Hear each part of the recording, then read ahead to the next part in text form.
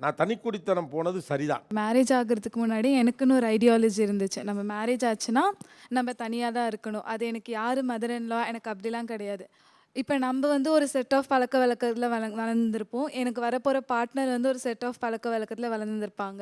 இப்ப எனக்கு என்னன்னா, நாங்க தனியா போகும்போது, நான் எங்க 2 பேரும் நான் ஒரு கொஞ்சம் அட்ஜஸ்ட்மெண்ட், அவங்க கொஞ்சம் அட்ஜஸ்ட்மெண்ட் சேர்ந்து, எங்க வீட்டுக்கு ஒரு செட் ஆஃப் பழக்கவழக்கங்கள் வச்சு நாங்க இருப்போம். அதனால எனக்கு அவங்க கூட சண்டை, அந்த மாரி எதுவுமே இல்ல. மியூச்சுவலா இப்ப நாங்க அப்படிதான் இருக்கோம். எங்க பேரண்ட்ஸ் இன் லாஸ்க்கு எந்த ஒரு ஆட்சேபனையுமே இல்ல.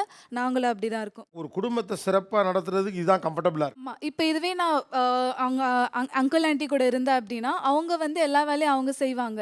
இப்ப என்னோட பார்ட்னர அவங்க செய்ய விடுவாங்களான்னு கேட்டா அது டவுட்டு. ஆனா, இப்ப நாங்க தனியா இருக்கும்போது 2 பேருமே எல்லா வேலையும் ஈக்குவலா ஷேர் பண்றோம். அது வந்து ஒரு நல்ல வே ஆஃப் கம்யூனிகேஷன எங்க 2 பேருக்கு குடுக்குது. அதனால அது நான் பெட்டர்ன்னு பார்க்குறேன்.